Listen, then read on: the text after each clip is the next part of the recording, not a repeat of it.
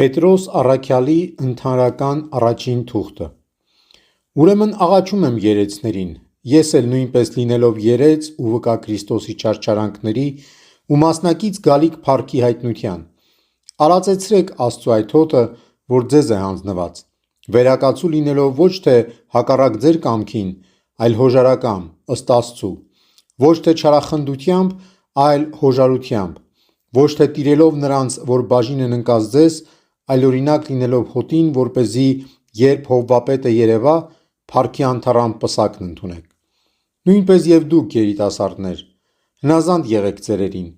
բոլորդ միմյանց հանդեպ խոնարհություն ունեցեք, քանի որ Աստված հակառակ է ամբարտավաններին, իսկ խոնարհներին տալիս է շնորհ։ Խոնարհվեցեք Աստծու հզոր ձեռքի տակ, որպեսզի ժամանակին նա ձեզ բարձրացնի։ Ձեր բոլոր հոգսերը նրա վրա գցեցեք, որովհետև նա է, որ հոգում է ձեր մասին։